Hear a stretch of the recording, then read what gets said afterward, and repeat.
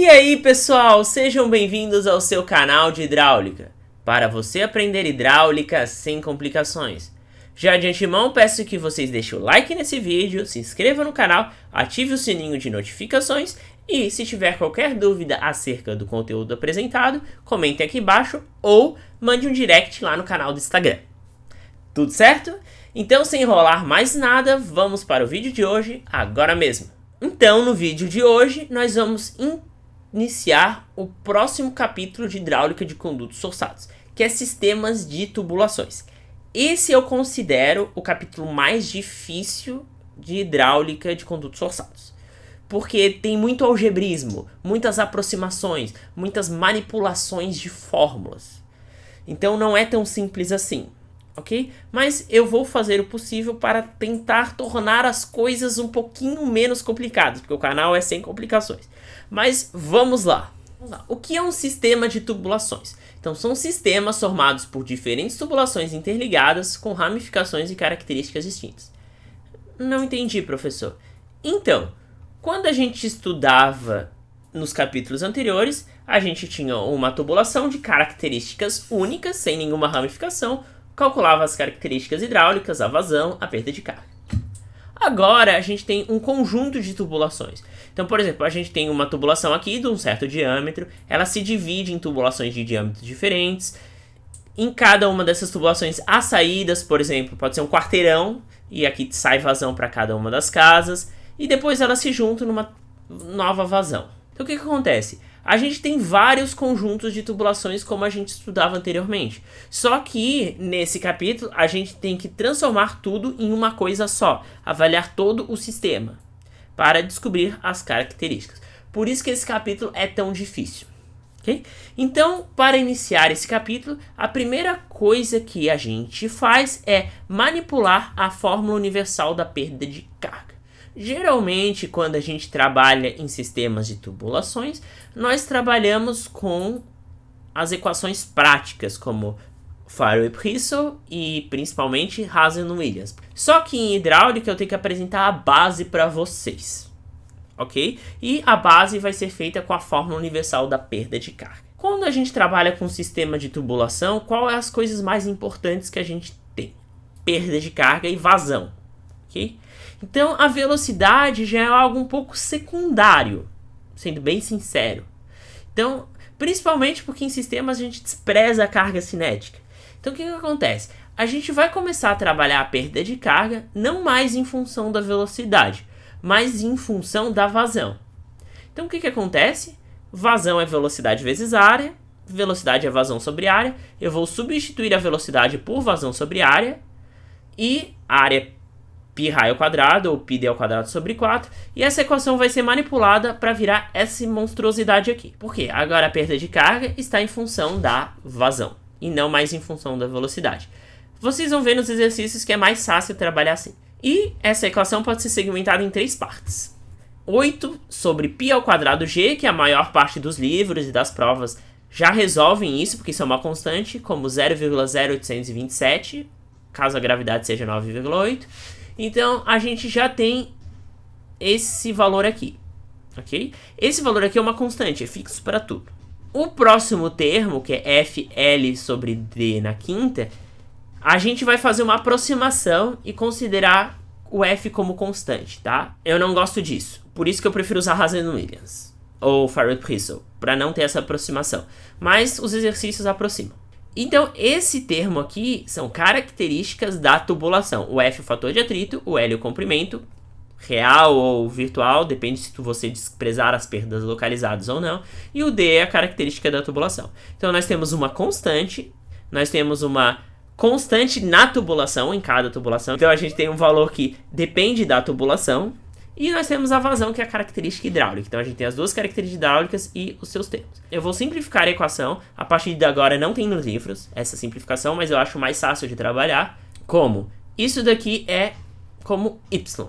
Então 8 sobre π ao quadrado g, 0,0827, é y. É uma constante. Ela é fixa para os exercícios. Ela é fixa para tudo. E o x são as características da tubulação, F, L, D na quinta. Lembrando que o F estamos aproximando como constante para cada tubulação. ok? Então o que acontece? Cada tubulação vai ter um X, todas as tubulações vão ter o mesmo Y, e cada setor da tubulação vai ter as suas características hidráulicas de perda de carga e vazão, que formam o sistema, ok? Então agora vamos seguir para associações de condutos. Então vamos formar os nossos primeiros sistemas de tubulação, associando eles de forma simples. As duas associações mais conhecidas são as associações em série e a associação em paralelo, ok? Se a gente tiver um mix das duas, a gente tem uma associação mista, ou seja, a gente tem trechos em série e trechos em paralelo.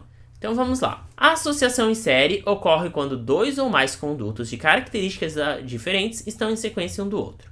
Como assim? Então vamos supor que nós temos uma tubulação de um certo diâmetro, seguida de uma tubulação de outro diâmetro. Então a gente teve uma ampliação, ok? E seguimos uma tubulação de um diâmetro maior.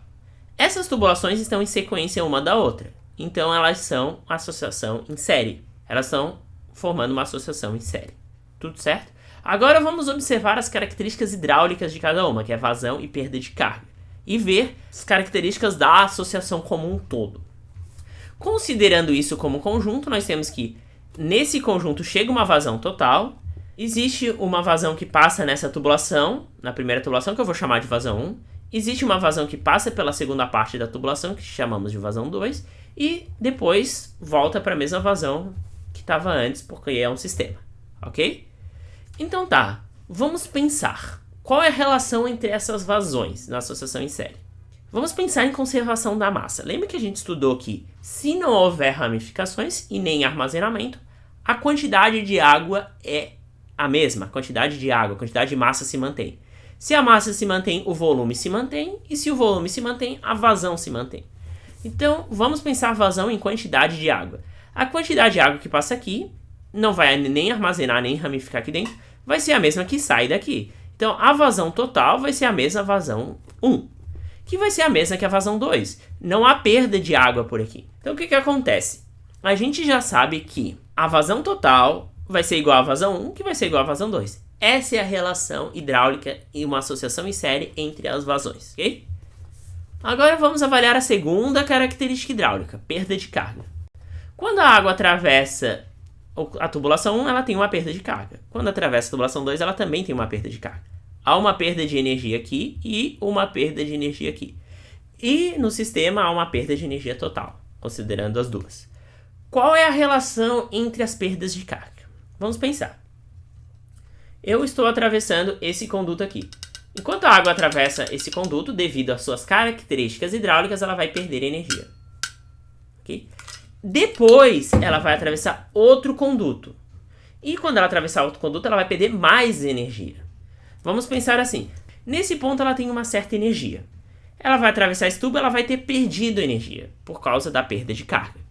Nesse ponto aqui, ela vai ter uma certa energia. Passando por esse tubo, ela vai perder mais energia. Então, o que acontece?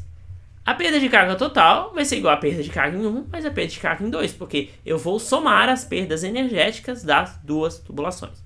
Então, isso que é a associação em série. Agora vamos para a associação em paralelo. Ocorre quando um conduto se ramifica em dois ou mais, convergindo novamente em seguida. Então, por exemplo, a gente tem uma vazão que chega, uma vazão total, naturalmente. Ela vai se ramificar numa tubulação em cima e vamos se ramificar numa tubulação embaixo com características iguais ou diferentes, não importa. O que sabemos? Parte da água vai para cima e parte da água vai para baixo. Então já temos uma ramificação aqui dentro. Então, pela conservação da massa, a massa total se mantém. Parte da massa vai para cima, parte da massa vai para baixo. Só que a massa total é a mesma. Então, o que acontece? Se eu somar essas duas partes, eu vou ter a massa inicial. Então, eu sei que a vazão total é igual à vazão que sobe, mais a vazão que desce. Conservação da massa. Ok? Beleza? Então tá, vamos continuar. Perda de carga. Quando a água passa por aqui por cima, tem uma perda de carga. Quando ela passa aqui por baixo, tem outra perda de carga. Tudo certo? E o sistema promove uma perda de carga total. Agora vamos pensar em energia, tá bom? Nesse ponto a gente tem uma energia em A, por exemplo. E nesse ponto a gente tem uma energia em B. Se eu aplicar um volume de controle por cima, o que acontece? Energia em A igual a energia em B mais ΔH1. Tudo certo? Se eu aplicar a equação de energia por baixo. Energia em A igual a energia em B mais ΔH2. Como energia em A e energia em B é uma coisa fixa, não importa o caminho que eu fizer, por cima ou por baixo, a perda de carga vai ser a mesma. Então a perda de carga em 1 é igual à perda de carga em 2, que é igual à perda de carga total em sistema. Tá, professor, eu não entendi. Mas se as características das tubulações forem diferentes, não deveria ter mais perda de carga? Sim, deveria. Mas como elas estão ligadas no mesmo ponto, o que acontece? Para ter a mesma perda de carga e gerar esse balanço certo de energia, né? A energia aqui igual a energia aqui mais as perdas de carga. No trecho mais sinuoso, a vazão vai ficar mais baixa. A vazão vai preferir seguir pelo trecho com maior diâmetro, menor comprimento, menor rugosidade, porque ali tem uma tendência a ter menor perda de carga. Mas as perdas de carga são iguais. Tudo certo? Então vamos definir. Perda de carga total do sistema inteiro é perda de carga em 1, que é igual a perda de carga em 2. Ok? Fechamos a associação em paralelo. Vamos para a associação mista. A associação mista é um sistema formado por mais um tipo de associação. Então a gente tem uma tubulação aqui. Essa tubulação está em série com essa associação em paralelo. Então ela está em série com um sistema inteiro. E essa associação está em série também com esse sistema aqui. Então nós temos uma tubulação em série com uma associação em paralelo com uma outra tubulação em série. Ok? Então, nós temos uma vazão 1 que se divide em 2 e 3 e depois elas se juntam formando 4. Tudo certo? Nesse caso aqui, a gente tem que avaliar na associação mista caso a caso. O que a gente sabe? A vazão 1 se divide em vazão 2 e vazão 3, que se junta novamente em vazão 4. Pensando em propriedades da associação. Vazão 2 e vazão 3 estão em paralelo, ok? A vazão total da associação é a somatória das duas. Essa vazão total da associação está em série com essa e com essa. Então a vazão total vai ser igual a vazão 1, que é igual a vazão 4. Então temos esse sistema aqui. Ou seja, chega a vazão 1, ela se divide em 2 e 3 e depois se junta e forma 4. Tudo certo? Perda de carga.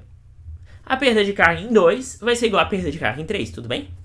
Porque é paralelo. A perda de carga por aqui vai ser igual a perda de carga por aqui. E tanto a perda de carga em 2 quanto a perda de carga em 3 formam uma perda de carga da associação, que é igual. Ok? E qual a perda de carga total da associação? Vai ser igual a perda de carga em 1, mais a perda de carga dessa associação, mais a perda de carga em 4. Ou seja, a perda de carga total é igual a perda de carga em 1, mais a perda de carga de 2 ou 3, porque são iguais, mais a perda de carga em 4. Ok? Fechamos a associação mista. Daí a pergunta é, tá, professor, como é que a gente resolve esses exercícios? Como é que a gente faz? Por exemplo, para determinar as vazões. Então, os livros apresentam um método chamado método do conduto equivalente. Esse método do conduto equivalente é parecido com o método do comprimento equivalente. Lembram que a gente substituía, por exemplo, um cotovelo por uma tubulação reta?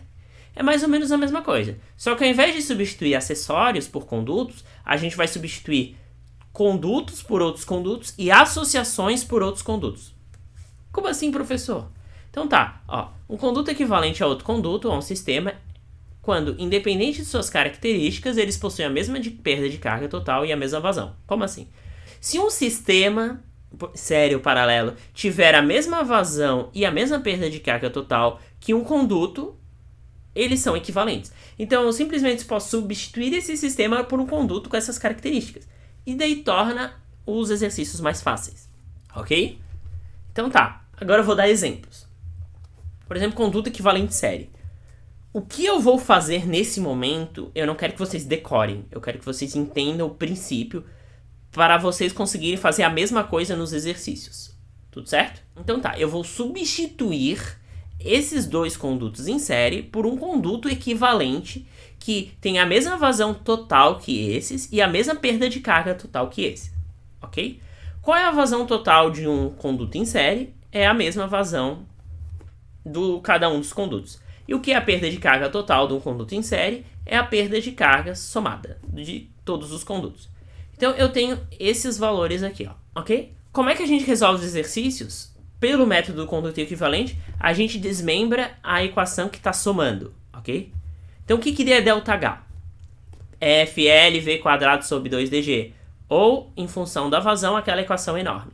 Eu vou pegar a minha versão simplificada, onde ΔH é igual a y, que é 8 sobre π ao quadrado g, que é a constante, vezes x equivalente, o x equivalente seria as características físicas, como diâmetro, atrito e comprimento, da tubulação equivalente, vezes q ao quadrado equivalente, vezes a vazão equivalente, e exatamente as mesmas coisas depois, ok? Vazão é igual a y vezes x vezes q quadrado, y vezes x vezes q quadrado.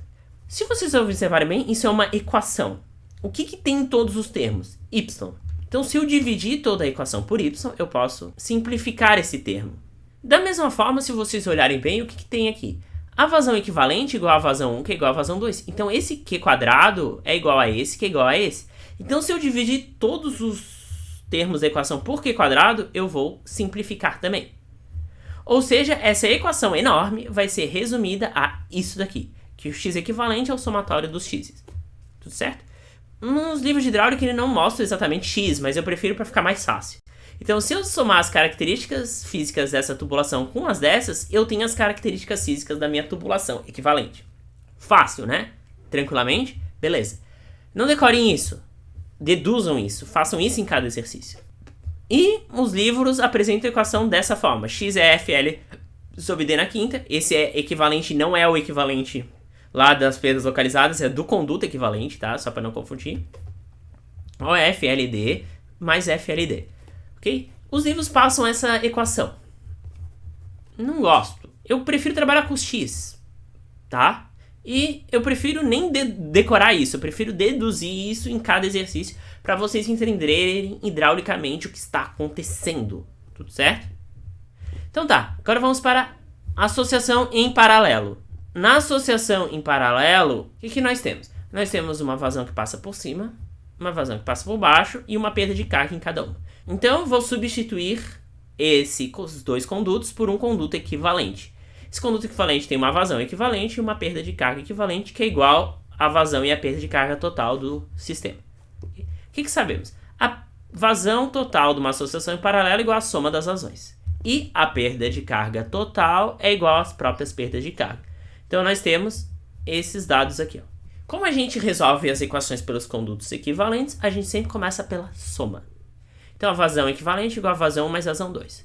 Vocês se lembram da equação da perda de carga? Perda de carga é igual a y vezes x vezes q quadrado. Se eu isolar o q, vai passar o yx dividindo e vou tirar a raiz. Então, esse q equivalente vai ser igual a perda de carga equivalente dividido por y vezes x. E a mesma coisa nos outros. Tudo certo? Agora vamos começar a simplificar. O que é igual? O y é constante. Então, se eu multiplicar tudo por y, vai cancelar esse termo. Por raiz de y, no caso. O que também é igual? A perda de carga. Perda de carga em cima é igual a perda de carga embaixo, que é igual a perda de carga equivalente. Então, tchau. Então, sobrou essa equação aqui, uma equação simples. 1 sobre x equivalente igual a 1 sobre x1, que é igual a mais 1 sobre x2. Tudo na raiz. Ok? E os livros mandam isso. Não gosto, como eu falei. Prefiro deduzir cada parte e resolver as questões dessa forma. Beleza? Então é isso, gente. Eu mostrei como é que funcionam as associações. Na próxima aula eu vou dar um exemplo dessas associações. Eu vou resolver pelo método conduta equivalente, resolver por outro método, para mostrar para vocês. São exercícios um pouquinho mais difíceis, mas o que eu quero que vocês tirem conclusões? Tudo isso que eu fiz hoje foi baseado com uma aproximação, que o f é constante. Não é isso que acontece na verdade. Por isso que vocês vão ter que desenvolver, quando vocês estiverem em outras disciplinas ou em alguns exercícios, os mesmos raciocínios de conduta equivalente para a fórmula de Hazen-Williams e Farrell-Rizzo. Porque daí, nessas fórmulas, o que seria o x, né, não é mais FL sobre D na quinta, é um pouquinho diferente, não é tão complicado assim, mas é um pouquinho diferente. E daí, resolvendo essas partes, vocês têm que ter as mesmas deduções, tudo certo? Mas resolva exercício, não decore fórmula, beleza? Então, se você gostou dessa aula, não se esquece de deixar o like, se inscreva no canal e até a próxima!